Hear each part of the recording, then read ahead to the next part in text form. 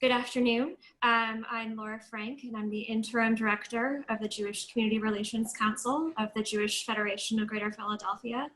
Thank you to all our amazing panelists who are joining us, and for all the people who are watching this on many of our live streams. We, of course, are gathered here today following the anti-Semitic post that was shared by Philadelphia NAACP President Rodney Muhammad. The post sent shockwaves to the Jewish community, and all of the leaders on this call joined us in expressing their equal outrage and condemnation. Mr. Muhammad was given the chance to apologize, and he declined to do so. And needless to say, the pain this has caused all of us on this call who work every day to build community and teach the lessons of tolerance and acceptance that pain is acute. While we don't know what the future holds for Mr. Muhammad, we now have the chance to work together to chart our own way forward. While we must and will continue to call out any and all acts of anti-Semitism, racism, and bigotry, we must also work to educate each other and build a dialogue that includes people from all walks of life. This press conference is intended to be the first step to strengthen the bonds of Philadelphia's Black and Jewish communities and allow us all to rededicate to work together in our common pursuit of racial equality, religious tolerance, and understanding. Before we begin, just some quick housekeeping. We have over a dozen speakers on this call, so I ask all our panelists to try to do their best to stick to our time limits. For the media that are on this call, please direct any questions you have to myself in the chat box. We will try to answer questions as we go, but we can also address questions at the end of the call. And with that, I am proud to turn it over to our first speaker, the amazing Reverend Kenneth Huston, President of the Pennsylvania Conference of the NAACP.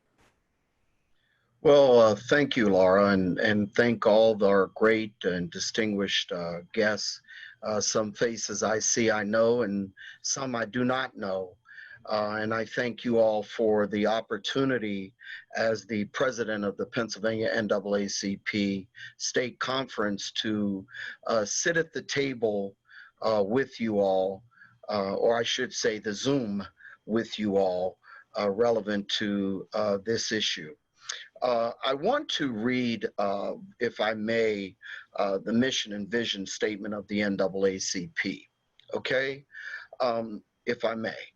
The vision of the National Association for the Advancement of Colored People is to ensure a society in which all individuals have equal rights and there is no racial hatred or racial discrimination. That is our vision. Our mission is the National Association for the Advancement of Colored People is to ensure the political, educational, social, and economic equality of rights of all persons and to eliminate racial hatred and racial discrimination. As our organization is 111 years old, the NAACP has fought for years to ensure equality for all persons. We in the Pennsylvania State Conference are working diligently to build relationships, partnerships, and friendships relevant to the work of our mission and vision. All of our branches and our branch presidents have a sworn oath and duty to ensure that we protect everybody's civil and human rights. I can assure you as the state conference president, that is our mission and that is our vision.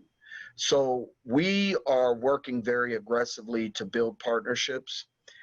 We are very concerned that we make sure that all that's in the camp follows that mission and vision. So I appreciate this dialogue. I do think that this gives us a wonderful opportunity to really have some serious talk and some koinonia, as we say in the religious world, so that we can turn the corner and really move forward in a very positive and serious way. So, Laura, I do again thank you so much for the opportunity to be in the company of this awesome group of individuals. I look forward to the dialogue, and I look forward to working with each and every one of you as we move this Pennsylvania NAACP state conference to a more excellent way. Thank you very much. Thank you, Reverend. I know I speak for all of us, just how grateful we are that you are here with us today, and we really look forward to working closely with you as we move this forward. We now turn to Andrea Custis, who is the President and CEO of the Urban League in Philadelphia. First of all, thank you for having me, and also to Shira. We talk, that's my sister. We always say, and it's a joke, we're sisters from another mother. So I've had the pleasure of working with Shira very closely. I am part of the Black Jewish Alliance in Philadelphia. We are very clear on our mission. And so let me just say this, similar to Rodney, we are a 103-year-old civil rights organization that has always empowered African Americans and others who are underserved. One of the things that I know from just working years in civil rights is that language can be used absolutely to mischaracterize us, to oppress us, and to cause harm in our communities. So with that, what I want to say from the Urban League of Philadelphia, from the National Urban League, who just had a town hall with the head of the Anti-Defamation League, we totally denounce strongly anti-Semitism and any other form of racism. It's unacceptable, and we will never tolerate it. In addition to that, we will stay true to what our goals, remain true to our goals, and that is to achieve social justice, to fight hatred, and to promote equality. So with that, thank you so much for having me. Andrea, thank you so much. It's such an honor to have you with us, and we appreciate it. And again, we look forward to working with you and everyone else in this call. Next, we turn to Pennsylvania State Senator Anthony Williams. Thank you to all the organizers of this call, African American and Jewish. Let me be as direct as possible. I can't be polite in this space. You know, we're here because of our affirmation for humanity. And we're here as two specific groups who represent oppression by other human beings in that space. Two of the greatest atrocities to human beings were slavery and the Holocaust. And we have not only survived that, but we've survived it with grace and dignity to provide support for others. I'm here today as a direct result of the meme that Minister Rodney Muhammad posted. But understand, there's been a long-standing relationship between myself and my brothers and sisters who are Jewish. The meme, and I want you to be very clear for those who are covering this, that meme is not just anti-Semitic, it's racist. And people have forgotten this history. Understand, Nazi Germany was for the annihilation of anybody who was not Aryan in nature. And that meant Black people specifically, and directed towards Jesse Owens during the Olympics. And understand something, that same meme was part of the propaganda used during the Nazi period of time of war. And further, it is now used by white supremacists all across the world and used consistently, not only to state their hatred of Jews, but their hatred of African Americans. The meme was insulting not to just Jews, not just the African Americans, but anyone who fights in this country for what the standard is supposed to be. And that is a star that shines brighter than any place else in the world, that allows acceptance, not based upon race, religion, or creed, but because you're a human being. And with all due respect, I cannot accept any lesser standard than an apology and frankly stepping out of the way. The reality is this, that there's a generation that has missed the gap between the 60s and the 70s, when America fought for civil rights for not just Black people, but for all Americans, and opened up countless doors that we frankly have today. There's a generation which is protesting on the streets of America today based upon the foundation of those standards and that enlightenment. And for some reason, there's a gap. there's a huge hole between the relationship between who created that, Jews and Black people, marching in the South and dying for freedom for all Americans. The reality is that anyone who, one, cannot find themselves the ability to apologize when you say you're stepping on their toe or kneeling on their neck, let alone say they represent the highest standard of inclusion, I can't stand with that person. And so for me, I'm very clear. Until the NAACP in Philadelphia decides to straighten out its house, I can no longer be a participant with that. We have to understand something. This is not about anger. This is not about vitriol. This is not about emotion. This is about the standard of humanity that we have set as Jews and Black people for the rest of the world to envy. That relationship is cemented on action, not words. And the meme represented the most reprehensible, the most vile, and frankly, I do not accept ignorance by anyone in our generation that suggests that they don't understand what that meme meant. So I certainly look forward to some level of apology, but be very clear, the NAACP and any other organization that claims its concern and wraps its arm around humanity and dignity for all people has to require a standard of its leaders. And that standard cannot allow for a slip of the tongue, a mistake of a thought, but most importantly, publicly posturing around racism and anti-Semitism. And I thank you for allowing me to be a part of today's gathering. Thank you, Senator Williams. It was powerful. We're so glad to have you as a friend in our community. Thank you for being with us. Next is the Chief Operating Officer of the Jewish Federation of Greater Philadelphia, Steve Rosenberg. Thank you, Laura. Senator, that was unbelievable. You also won the award for the best background today. Thank you, Laura. I'm honored to be here today representing the Jewish Federation of Greater Philadelphia. To be sitting here with such an amazing group of leaders is truly an honor. These last few days have not been easy. Hate speech in any form is not acceptable. Hate speech against either the Black community or the Jewish community must not and cannot be tolerated. We cannot allow this type of behavior from anyone, much less a leader of one of our nation's most prolific and important civil rights organizations. But looking at the positive side, I am incredibly proud of how our communities have worked together over the years, not just in Philadelphia, but across the United States. Our shared struggles and our fortitude to overcome obstacles are truly great American success stories. If you want to learn more, you should just go down to either one of our two wonderful museums we have right here in our own city, the African American Museum in Philadelphia or the National Museum of American Jewish History. Both sit on Independence Mall, America's most historic square mile where this country began. In 1909, a Jew, Henry Moskowitz, joined W.E.B. Du Bois to help found the NAACP. Kivi Kaplan, another Jew, served as national board chair of this group for 10 years in the 60s and 70s. It is well known that Rabbi Abraham Heschel marched side by side with the great Martin Luther King Jr. in Selma, Alabama during the Civil Rights Movement. Today, our Jewish Federation's Jewish Community Relations Council, what we call the JCRC, works closely with Black leaders to combat systemic racism and educate our community about social justice and mass incarceration. It is poignant that this incident comes on the heels of the death of the great John Lewis, a giant in his own right. John Lewis was a frequent visitor to the state of Israel and stood side by side with the Jewish people. He leaves an incredible legacy and is a testament to the powers of education, dialogue, and love. We must continue to push forward together. We must stand side by side and fight the hatred that rears its ugly head towards both the Black and Jewish communities. We have so much to gain by working together. The world has too much hate.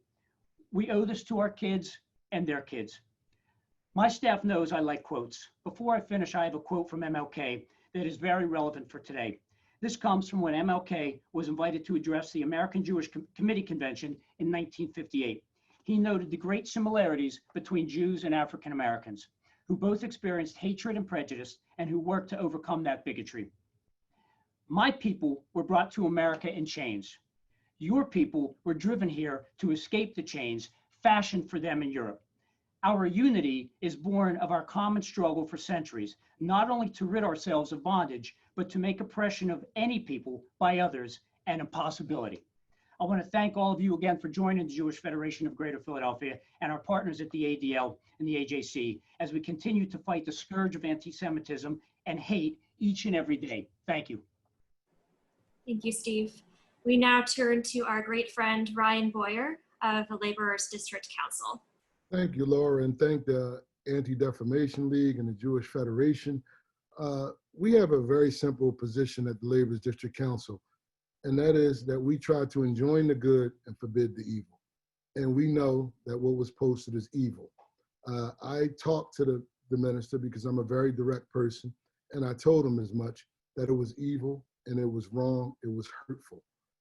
I think that we can salvage this by having a discourse and a dialogue like none other. As articulated so greatly by Senator Williams and Steve Rosenberg, the African-American community and the Jewish community, our struggle for equality is inextricably linked in this country. We can't sever those ties. We have to build and strengthen and deepen those friendships. And as for us at the Laborers District Council, me as an individual, we will never, never, ever stand for any standard less than full and complete equality. That means dehumanizes people, it's hurtful, and as the senator educated me, because I'm from the generation that probably lost, that it was also hurtful to African Americans. But I'm like Martin Luther King, he like Steve like quotes, I do too. An injustice anywhere is an injustice everywhere. So if it's an injustice only to the Jews, it would offend me the same as if it was for African Americans. I'm equally as offended when someone or a meme or whatever does that. So let's just build these bridges back and maybe this is a learning opportunity for all of us to redouble our efforts to put our communities together so that we can work together so this never ever happens again. Thank you. Thank you so much. That's one of our favorite quotes. Thank you for sharing that. And next up is Pennsylvania State Senator Sharif Street. One, I want to thank everyone for joining us today. I think it's so important that we send a strong message that anti-Semitism cannot be tolerated, just as African Americans, we wouldn't want to tolerate racism. It is important, look, that we send a strong message. This was, in fact, propaganda consistent with the propaganda used by the Nazis in the pre-Holocaust era. And for us to allow a civil rights organization head to move forward with this without being silent and remain silent would make us complicit. Silence in a space and time like this is complicity. And that's why I thought it was important that we not remain silent, that we point out that this is wrong. It is anti-Semitism, it is hatred, and it is the kind of hatred, if left unchecked, which leads to greater hatred. It leads to discrimination in the workplace. It leads to discrimination in the public, and ultimately it can lead to violence and death. And it is important that we not dehumanize people. And as a Black man, and yes, as a who is also a Muslim in America, I have seen a lot of hatred and bigotry directed towards people who look like me and people who worship as I worship, and certainly respect the rights of the Jewish community to be free of hatred and bigotry directed towards them. Want to categorically make it clear that what was posted was wrong. It was bigotry, it was anti-Semitic, it was inappropriate, and it is completely unacceptable in this society. And I want to point out for folks that this is not merely historical. When the group of white supremacists gathered in Charlottesville just recently, and they were presumably to be there to support a Confederate statue celebrating the slavery and the history of the discrimination against Black people in America. They, as they marched, started to chant, "The Jews will not replace us." You see, in the eyes of racists, Nazis, white supremacists, and bigots, the attacks on African Americans and the attacks on Jewish Americans have been inseparable since long before I was around. And we cannot forget that. And there was, and I'll tell you, the Jewish community, I was so proud of the way they stood up against the Islamophobia that we've seen coming from so many sectors of our society in recent days. And I think it's important that we stand up against the anti-Semitism. And I know one of my favorite quotes that reminds us of how we are to conduct ourselves and why we need to stand for one another is from a Jewish scholar who was talking in the post-Holocaust era, when he was talking about how they came for one group and no one stood up, and then they came for another group and folks were silent. And he went on, and I won't go into the details because it's a lengthy quote, but in the end, he points out that if you do not stand for anyone else, when it's time for someone to stand for you, there will be no one there. We cannot allow those who would advance hatred to divide us. We must stand together. The post and the meme posted were grossly inappropriate, were anti-Semitic, and completely unacceptable to me and to all those that I represent and the people that I'm encountered with. And I think they're an offense to our society. So I'm glad people have gathered here today. I'm glad we can continue a dialogue about how we can continue to work together because we are truly stronger when we work together. Thank you, Senator Street. That was beautiful. Thank you. We are now very proud to turn it over to Shira Goodman, the Philadelphia chapter of the Anti-Defamation League. Thanks, Laura. Thank you so much. I'm so glad to be here with you all today. Thanks to our partners. The mission of the Anti-Defamation League is to prevent the defamation of the Jewish people and to secure just and fair treatment for all. That has always been our mission for 113 years. And we work hard at that every day to fight hate. And we're so glad to have you all as partners. My friend and colleague, James Elam from the Black Jewish Alliance, is going to speak about the work of that group in just a moment. But I wanted to just talk for a minute about the calendar and the calendar that we're facing right now and how it tied into this weekend for me. When I saw that post on Friday, I was filled with anger and sadness and rage and frustration. And that's not a good feeling to go into the Sabbath feeling like that. But as the weekend progressed, I talked to so many of you on these calls. I talked to James, I talked to Senator Hughes, I talked to Senator Williams, I talked to Andrea, I talked to Reverend Huston, of course, Steve and Laura. And I began to replace that anger with hope and with motivation and understanding that there were so many people who understood that hate is hate, no matter who it's directed at. We have to stand up against it. We stand up against racism, anti-Semitism, anti-immigrant sentiment, the anti-Asian sentiment we've been seeing. Hate is hate. And so when you begin to replace anger with hope, you begin to feel powerful.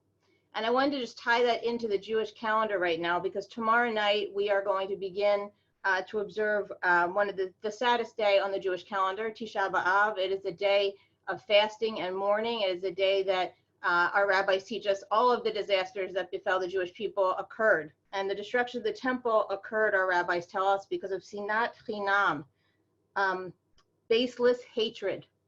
Baseless hatred is why our temple was destroyed. And so think about that. That's what we'll be thinking about tomorrow. But in just a few days, we're going to celebrate a different holiday called Tu B'Av, which is the Jewish Valentine's Day. It's a day of love. So when we transform baseless hate into love and understanding and hope and work, we are powerful and we are a force to be reckoned with. We do that at the Black Jewish Alliance. We've been doing programs with the Urban League, the two museums that Steve mentioned, the African American Museum of Philadelphia and the National Jewish American Museum, National Jewish History Museum. We're going to do a program with them next week, talking about their relationship and the relationship of the communities they serve and how we can go on together. The last thing I'll do is, everybody's doing quotes today, and of course, Congressman Lewis is on our minds. He said that we should get in the way and make good trouble. And there is no group that I would rather be standing with to get in the way and make good trouble. I'm feeling very hopeful today. Thank you, friends. Thank you, Shira. That was great. And next up is another huge longtime friend of our Jewish community, Pennsylvania State Senator Vincent Hughes.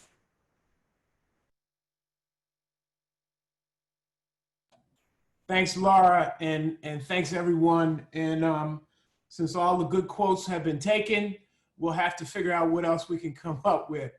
Let me just, I want to just say something real clear, real clear. And especially for those who are watching who may not know any of us in this call, any of us in this Zoom conference. The meme that was posted in no way reflects the state of the relations between Blacks and Jews in 2020. In no way does that reflect it. This, what you're seeing right now, is the reflection of the relationship between Blacks and Jews in this country. This cross-section of individuals who have come together as we fight our own individual fights, but see the commonality of our struggle. This is the reflection of where we are. Now, here's the problem.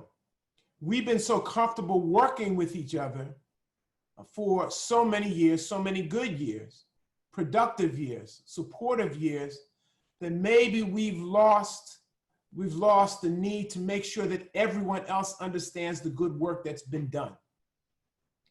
And I think, Shira and I talked about this, that may be the thing that we need to take out of this moment and make sure that we let the world understand what kind of relationship we have, how productive it has been, the history that goes into it, the fact that the NAACP as an organization is founded on this kind of relationship, okay? And that we utilize that as a vehicle to educate younger people about what this is all about and why we struggle together. The meme was anti-Semitic. Like Ryan Boyer said, I talked with the minister on Sunday, suggested an apology. His statement since then did not reflect that. Obviously, there was no apology. And as I said, I believe he needs to step away from the organization. But that action, as I said, no way reflects the kind of relationship we have together and the kind of relationship we're going to build upon to create as we go forward. This is the new community that we're all struggling to build. And understand that that depiction, as I think it was said earlier, that depiction, I think Senator Street said it, is depiction that is utilized by those individuals that we're having the larger fight against, that have grown and been emboldened in 2020 to not be afraid to hide their bigotry, to not be afraid to hide their anti-Semitism, and to go boldly to try to change all of us and change the course of action. But as Shira said, when hope is present, anger and hatred can fade away. Our job is to make the hope present on a more regular and more forceful basis to utilize to take the broader community forward. So I thank you. I thank you for all my friends who I've talked to regularly and those who I haven't talked to in a while, James Elam and the others, for being together. Let's do this. Let's do what it is we have to do to create that beloved community that has been talked about historically. We now have to make come into fruition. Thank you very much. Thank you. Very well said, Senator.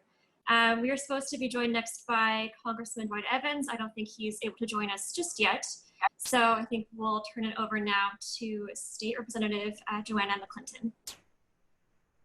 Thank you, Laura, and good afternoon to everyone who is watching this online and streaming it on one of the several platforms. Thank you to the Federation for coordinating this opportunity for us to all really talk about what's happening. And in terms of my experience in my community in Southwest Philadelphia, what's happening is we're living under, I'll call a regime in Washington, D.C., that every day the goal is to divide and conquer. Every day the goal seems to be to separate and to drive a wedge between communities, and specifically to give fuel to the fire of white supremacy in this country. And, you know, when my ancestors came here 400 years ago, it was not what some people came here for a few centuries later, which is a better life. Unfortunately, they were forced here, shackled, and along with so many others of those folks. But as you think about what occurred in Europe 70 years ago, at the Holocaust, you think about what occurred there and what types of messages and what types of pictures and what types of imagery was used during that period as Jews were exterminated. I'm reminded of this Facebook post from Minister Muhammad. These types of posts, they cannot simply be shared. They cannot simply be discounted as a mistake. They are significant in history and in time. And 20 years ago, when I was a college student, I went to Auschwitz and was physically there and could not even understand how people could be targeted and exterminated. But here we are in 2020 fighting the same rhetoric, and we're not going to tolerate it, even if it seems it's from within our own community. It's unacceptable, it's irresponsible, and it's downright hate-filled. Thank you. Thank you, Joanna. That was beautiful. I'm told we're now been joined by Congressman Evans. Congressman, are you ready to talk?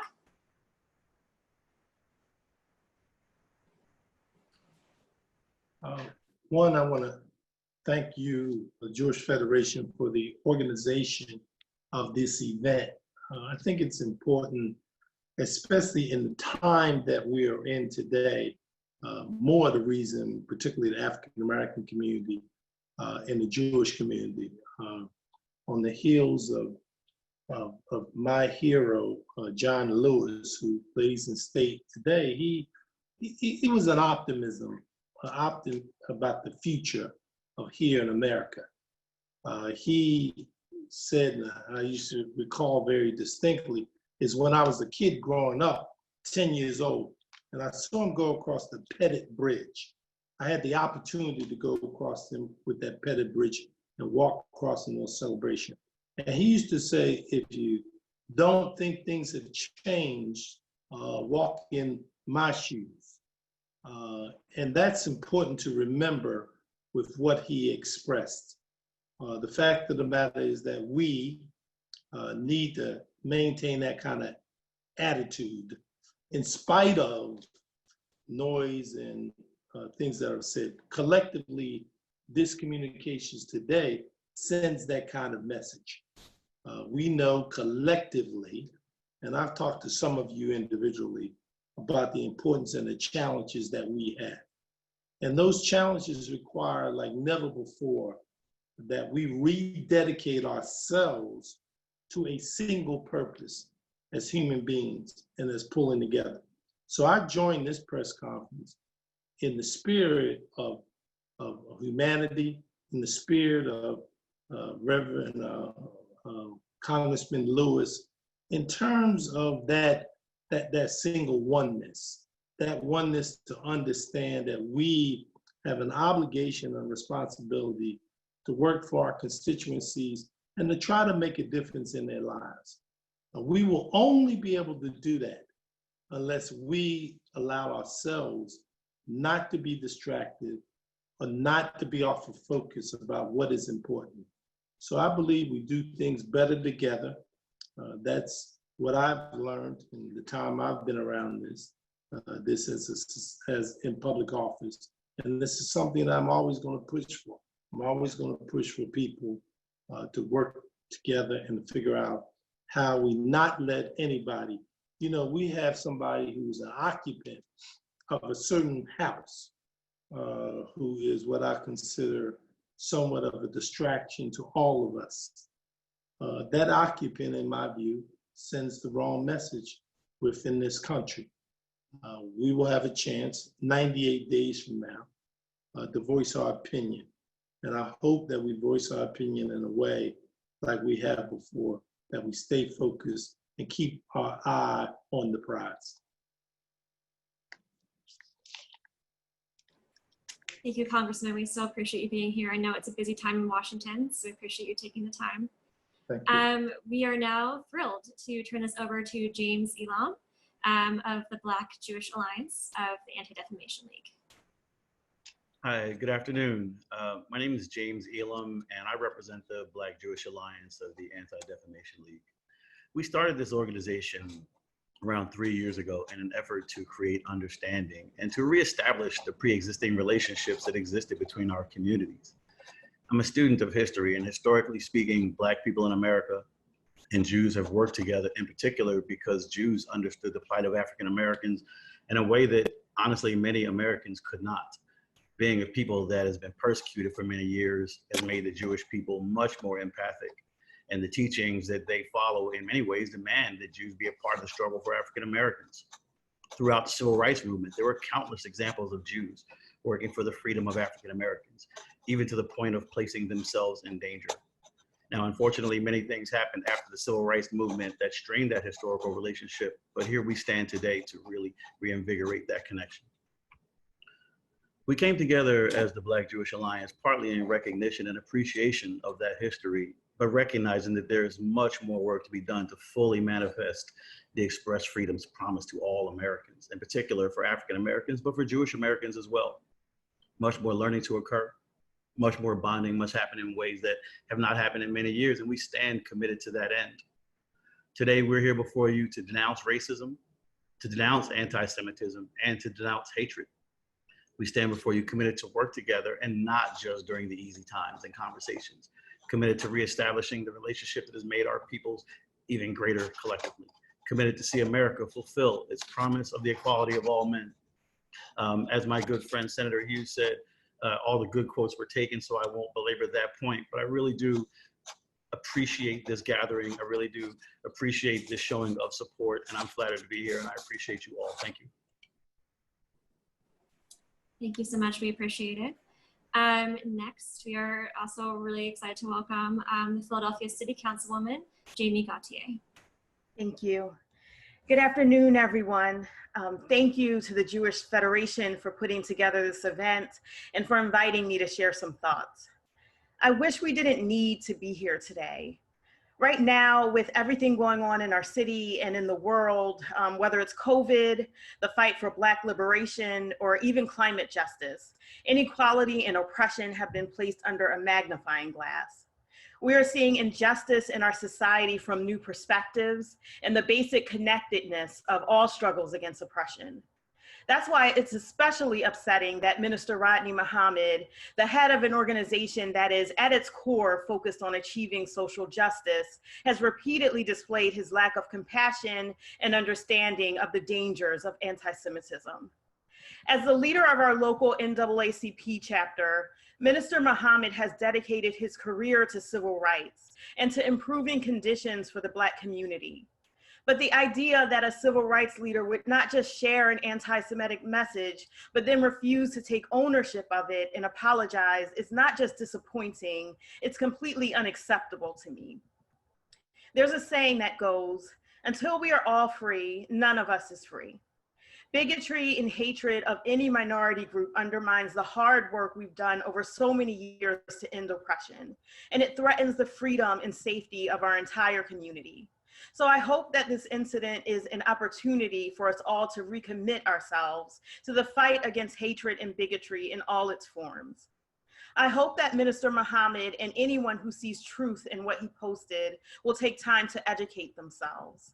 I hope they come to understand and appreciate the common bond that all oppressed groups share.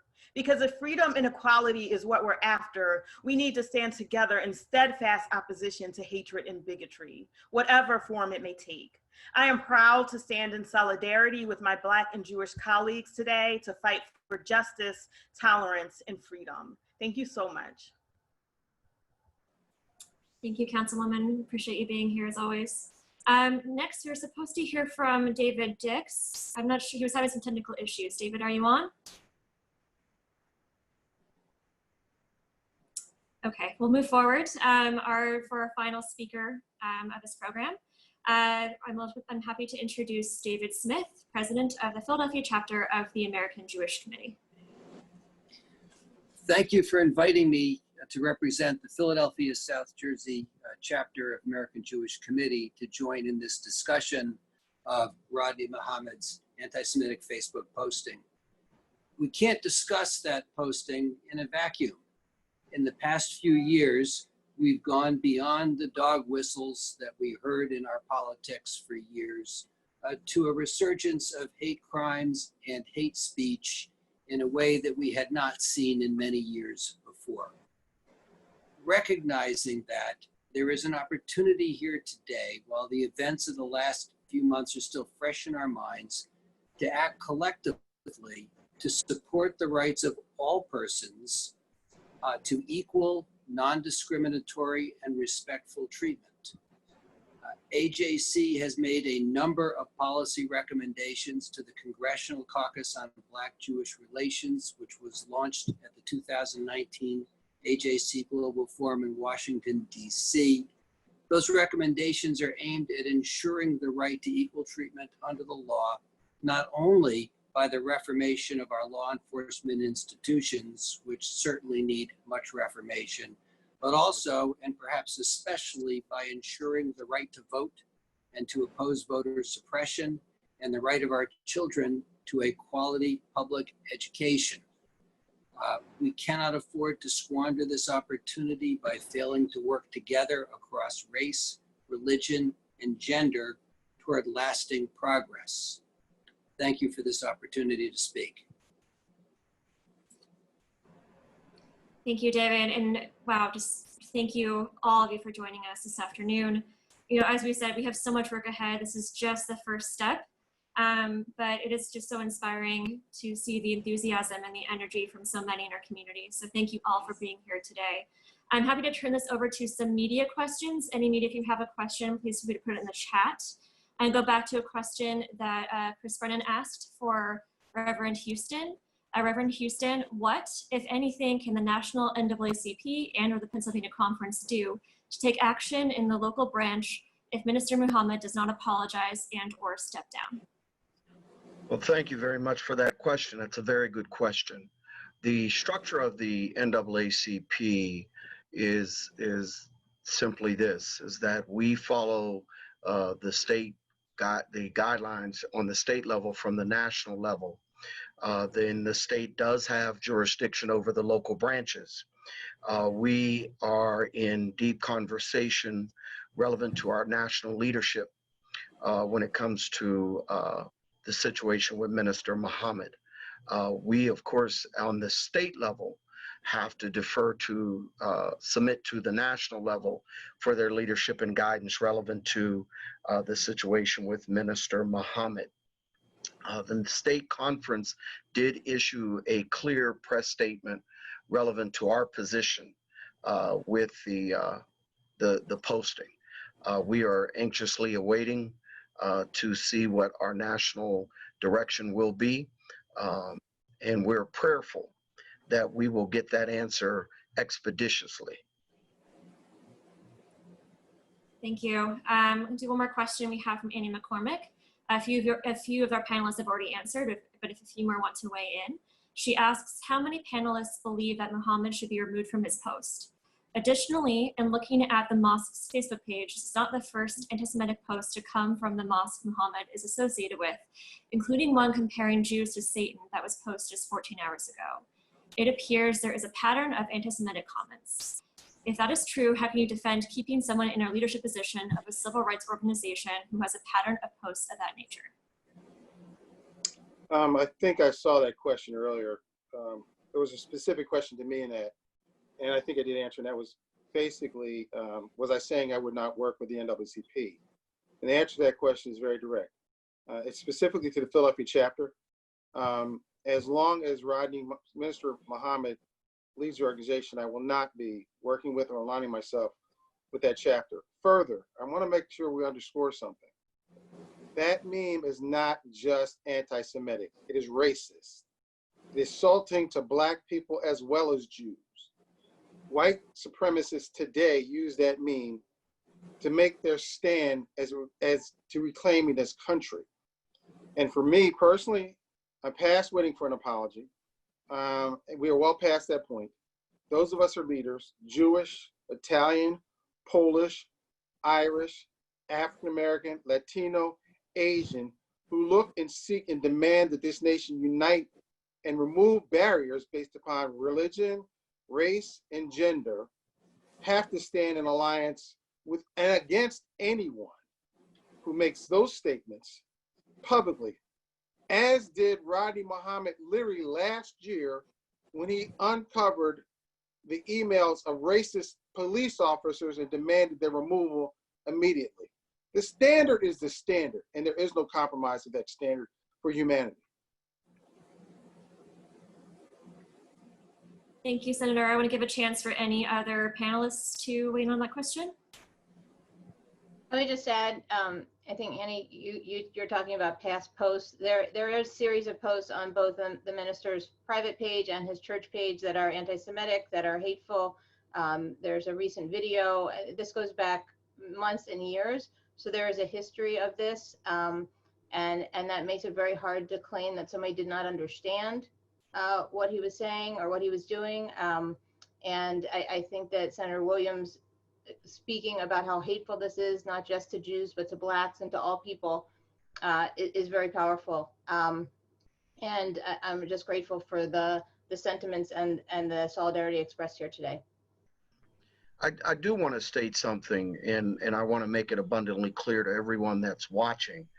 The NAACP does not stand for hate, nor does the state conference support it. I think it's extremely appropriate for me to take that position and make it abundantly clear, because we have other branches within the state conference that are working their fingers to the bone to defend civil and human rights. It's unfortunate that we're learning that there were other posts and other things that were put on his individual site. Of course, we don't have jurisdiction over those respective sites. It's very concerning to hear that. But I can assure all the leaders that are on this this conference and all those that are listening, make no mistake about it, the NAACP Pennsylvania State Conference directly does not support any kind of hateful names or anything of that nature at all. Again, as any organization, we're under leadership. I'm under leadership as the state president, and as that leadership being who they are, they have heard from me. They understand my position as the state conference leader. And again, we're prayerfully waiting for our national office to make the appropriate decisions they need to make in reference to this. Thank you. I'm going to move on to another question we have from Sherry Gregg. Sherry asks, if the NAACP does not remove Muhammad, can you discuss the outcome? What would be the impact on credibility of the organization? I'll take this.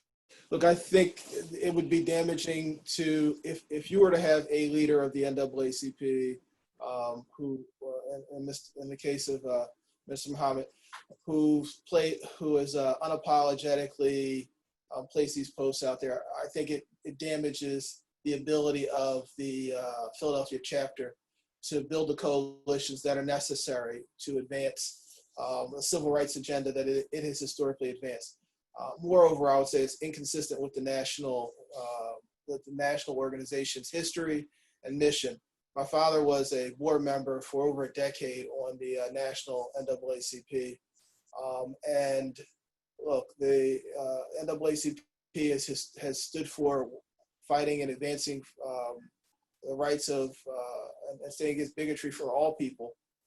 Yes, it was born out of fighting against prejudice and the attacks on the African American community, but it has understood that in order to advance that, it needed to be able to build coalitions. And so it certainly would be damaging if not crippling to its mission to have a leader who is incapable of building those bridges.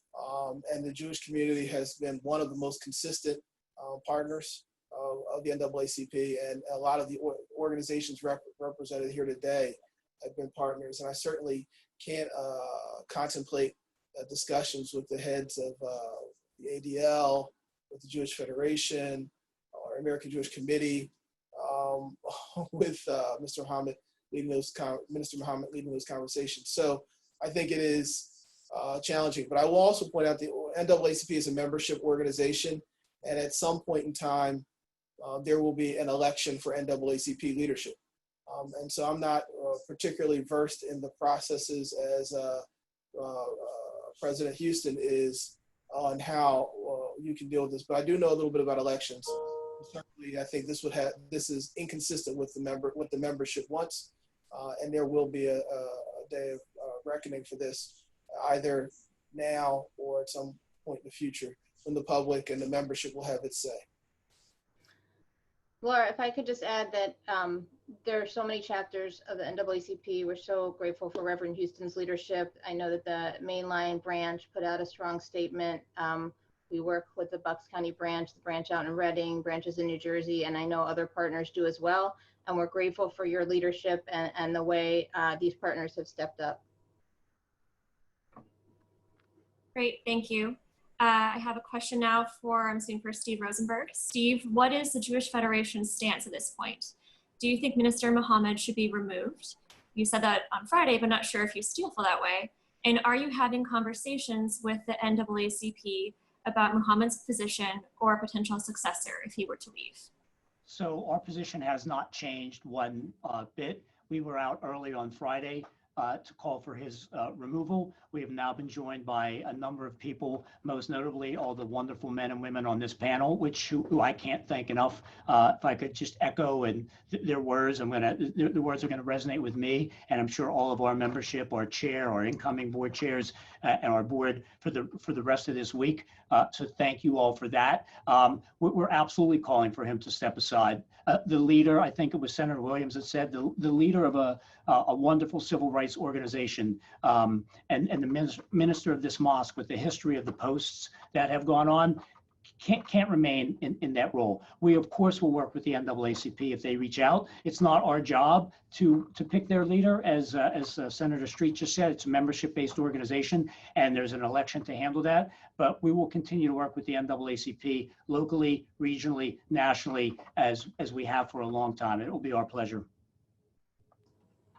Laura, I'm sorry, I just need to state, and I did put it in the chat, the ADL does not take a position on discipline, hiring, firing by other organizations, whether that is a sports figure, a public figure, a civil rights, a leader of a civil rights organization.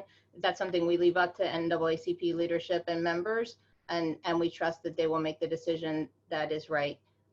So I just wanted to be clear when Steve said all the men and women, I think we all share similar sentiments, but the ADL has not made a call of what the NAACP should do. And that's similar for Labor's District Council. Being a membership organization, we like the change to be driven by the members. And I am a member of the NAACP, and my voice will be heard in a private capacity, but on my capacity to this call as a member of the Labor's District Council, the sentiments of the Labor's District Council and the Labors that we hate and appall racism of any sort, but that we don't deal with disciplinary matters of other organizations. But we do have a lot of members that are laborers, and our voice will be heard, and you can probably guess that where they'll be heard